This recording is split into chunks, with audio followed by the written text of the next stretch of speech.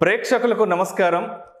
October 15, 16 తేదీల్లో ప్రముఖ stock market analyst సుందర రామి రెడ్డి గారు ఆప్షన్స్ ట్రేడింగ్ మీద వెబినార్ కండక్ట్ చేయబోతున్నారు. దీనికి 3,000 రూపాయలు ఫీజు పే చేయవలసి ఉంటుంది. మొదటి 100 రిజిస్ట్రేషన్స్కి మాత్రమే 3,000 రూపాయలు. ఆ తర్వాత రిజిస్ట్రేషన్ చేసుకున్న వాళ్ళు 4,000 రూపాయలు ఫీజు పే చేయవలసి ఉంటుంది. ఆసక్తి ఉన్నవారు ఈ కింద స్క్రోల్ అవుతున్న నంబర్కు కాల్ చేసి మీ రిజిస్ట్రేషన్స్ను వెంటనే పూర్తి చేసుకోగలరు.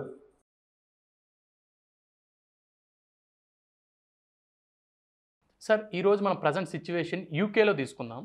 సో అక్కడున్న బ్యాంక్స్, సెంట్రల్ బ్యాంక్స్ ఏవైతే ఉన్నాయో అవన్నీ ఇంట్రెస్ట్ రేట్లు పెంచుతున్నాయి. అండ్ అక్కడున్న గవర్నమెంట్ ఏం చేస్తుందంటే ప్రజలకి ట్యాక్స్ తగ్గిస్తుంది. సో ఒకే ఒక యూకేలో 2 రకాల వైఖరులు కనపడుతున్నాయి. గవర్నమెంట్ ఏమో ప్రజల్ని ట్యాక్స్ తగ్గించి సేవ్ చేస్తుంది, ఒక పక్కన బ్యాంక్స్ ఏమో ఇంట్రెస్ట్ రేట్లు పెంచి ఇబ్బంది పెడుతుంది. సో ఒకే ఎకానమీలో ఇలా 2 రకాలుగా వెళ్ళడం ఎలా సాధ్యం? ఒకవేళ వెళ్తే ఇది సిచ్యువేషన్ ఎలా దారితీస్తుంది అంటారు? రైట్. చాలా ఇంట్రెస్టింగ్ అబ్జర్వేషన్ అండి. ప్రపంచవ్యాప్తంగా సెంట్రల్ బ్యాంక్స్ అన్నీ కూడా వడ్డీ రేట్లు పెంచుతున్నాయి. రీజన్ ఏంటంటే ఇన్ఫ్లేషన్ కంట్రోల్ చేయడం ఒక సోలో ఆబ్జెక్ట్ అంతే. అమెరికా కావచ్చు, ఆస్ట్రేలియా కావచ్చు, జర్మనీ కావచ్చు, ఇంగ్లాండ్ కావచ్చు, ఎక్కడైనా సరే, ఈవెన్ రీసెంట్గా ఇండియాలో కూడా వడ్డీ రేట్లు పెంచారు. పర్పస్ అయితే ఒకటే, ఇన్ఫ్లేషన్ కట్ చేయటం. ఇన్ఫ్లేషన్ కట్ చేయాలంటే గవర్నమెంట్ తరపు నుంచి సప్లైస్ అండ్ డిస్టర్బెన్స్ తీసేయాలి. బ్యాంకుల దగ్గర నుంచి ఏమో జనాలకు అందుబాటులో మనీ లేకుండా చేయాలి. సో అందుకని బ్యాంకుల దగ్గర ఉన్న ఒకే ఒక ఆయుధం ఏంటంటే వడ్డీ రేట్లు పెంచేసేసి కొత్తగా బారోలు చేసే వాళ్ళని డిస్కరేజ్ చేయటం. అందుకని కొత్త బారేసేవారు రారు ఎక్కువ వడ్డీ రేట్లు పెంచడం ద్వారా. తద్వారా డిమాండ్ ఆగిపోద్దని వాళ్ళ ఉద్దేశం. గవర్నమెంట్ ఏమో సప్లై డిస్టర్బెన్స్ ఏదైనా ఉందనుకోండి, వాటిని క్లియర్ చేయడం వల్ల ఇన్ టైంలో ప్రొడక్ట్ రావడం వల్ల తక్కువ రేటుకి రీచ్ అవుతాయి అనమాట. అట్లా సెంట్రల్ బ్యాంక్స్ అండ్ ఈ గవర్నమెంట్స్ 2 కంబైన్డ్గా వర్క్ చేస్తాయి. అది ఎక్కడైనా మనం చూస్తున్నాం. అయితే యూకేలో ఏం జరుగుతుందంటే రీసెంట్గా అక్కడ ఇన్ఫ్లేషన్ అనేది ఆల్మోస్ట్ 40 ఇయర్స్ హైకి వెళ్ళిపోయింది. 40 ఇయర్స్ హైలో ఇన్ఫ్లేషన్ ఉంది, అది కంట్రోల్ అవ్వట్లేదు అక్కడ. మామూలుగా యూకే ఎకానమీ జీడిపి గ్రోత్ చాలా లోయెస్ట్ గ్రోత్, అది లాస్ట్ 50 ఇయర్స్ నుంచి కూడా చాలా తక్కువ గ్రో అయ్యే ఎకానమీ అది. వాళ్ళ ట్యాక్సెస్ కూడా చాలా తక్కువ ఉంటాయి. ఓకే, గవర్నమెంట్కి అమౌంట్ తక్కువ వస్తుంది కనుక, రెవెన్యూ తక్కువ వచ్చింది ట్యాక్స్ తక్కువ ఉంటే, తద్వారా ఈ ట్యాక్స్ కోసం వాళ్ళు ఏం చేస్తారు, రెవెన్యూ తక్కువ వస్తుంది కాబట్టి బాగా తక్కువ వచ్చిన ప్రతిసారి వడ్డీ రేట్లు పెంచుతారు, ట్యాక్స్ రేట్లు పెంచుతారు. ట్యాక్స్ రేట్లు పెంచడంగానే ఎకానమీ డల్ అయిపోద్ది. ఎకానమీ డల్ అయినప్పుడు మళ్ళీ ట్యాక్స్లు తగ్గిస్తారు, మళ్ళీ ఎకానమీ ఇంప్రూవ్ చేస్తుంటారు. అట్లా గవర్నమెంట్ వాళ్ళు ఈ ట్యాక్స్ని ఒక ఆయుధంలాగా వాడుతూ ఉన్నారు. ఓకే, ఇప్పుడు వరల్డ్ వైడ్గా ఇన్ఫ్లేషన్ కంట్రోల్ చేయడం కోసం సెంట్రల్ బ్యాంకులు అన్నీ పెంచుతున్నట్టే అక్కడ కూడా సెంట్రల్ బ్యాంక్స్ వడ్డీ రేట్లు పెంచేసినాయి. అది ఎంత అంటే ఇప్పుడు అక్కడ 10 ఇయర్స్ బాండ్ ఈల్డ్ అయితే 5% రన్ అవుతుంది. అది టూ మచ్ అనమాట. 14 ఇయర్స్లో హైయెస్ట్ అది. అంటే సెంట్రల్ బ్యాంక్స్ అన్నీ కూడా బయట పబ్లిక్ దగ్గర స్పెండింగ్ తక్కువ చేయాలి, సేవింగ్ ఎక్కువ చేయాలి, స్పెండింగ్ తక్కువ ఉండాలి సిస్టమ్ అని చెప్పేసి వడ్డీ రేట్లు ఇలా పెంచుకుంటూ పోతుంది. రీసెంట్గా అక్కడ కొత్తగా వచ్చిన ప్రధానమంత్రి ఏమో జనాలకి ట్యాక్స్ కట్ చేసేసి మీరు ఎక్కువ స్పెండ్ చేయండి, ఎక్కువ స్పెండ్, తద్వారా ఎకానమీ బాగా ఇంప్రూవ్ అవుతుందని వాళ్ళు ట్రై చేస్తున్నారు. 2 విభిన్నమైన ఆలోచనలు అనమాట. ఇప్పుడు గవర్నమెంట్కి తక్కువ ట్యాక్స్ తగ్గటం ద్వారా తక్కువ రెవెన్యూ వస్తుంది. తక్కువ రెవెన్యూ రావడం వల్ల గవర్నమెంట్ దగ్గర మనీ తగ్గిపోయి మార్కెట్ నుంచి బారో చేస్తుంది. మార్కెట్ నుంచి బారో చేయడం వల్ల బాండ్స్ రిలీజ్ చేస్తుంది. మళ్ళీ ఈ బాండ్స్ అనేది ఎక్కువ రేటు మీద కొనుక్కోవాలి గవర్నమెంట్ వాళ్ళు. అంటే గవర్నమెంట్ ఎక్కువ వడ్డీ పే చేయాలి, ఆ ట్యాక్సులు తగ్గటం ద్వారా గవర్నమెంటే ఎక్కువ రేటు తోటి బాండ్స్ కొంటం ద్వారా బాండ్ మార్కెట్ ఇంకా ర్యాలీ అవుతుంది. ఓకే, తద్వారా ఇన్వెస్టర్స్కి ఏంటంటే బ్యాంక్లో డిపాజిట్ చేసే వాళ్ళందరూ హ్యాపీ ఫీల్ అవుతుంటారు, అండ్ ఈక్విటీ మార్కెట్ ఇంకా ఎక్కువ సఫర్ అవుతుంటాయి.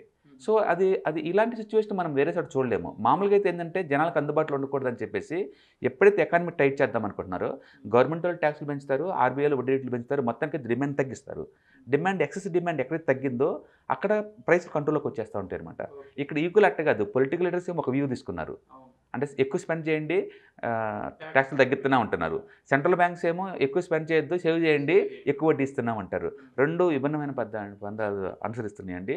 అండ్ ఇప్పుడు యాక్చువల్గా ఇలాంటి సినారియోలో మార్కెట్లో ఏం చేయాలో వాళ్ళకు కూడా ఐడియా లేదు బేసికల్గా. ఎందుకంటే ప్రపంచవ్యాప్తంగా కోవిడ్ టైంలో వచ్చిన 0 వడ్డీ పాలసీ తోటి ఏంటంటే బీభత్సంగా అందరూ వడ్డీ తెచ్చేసుకొని మొత్తం స్టాక్ మార్కెట్లో, రియల్ ఎస్టేట్లో అన్నింటిలో ఇన్వెస్ట్ చేశారు.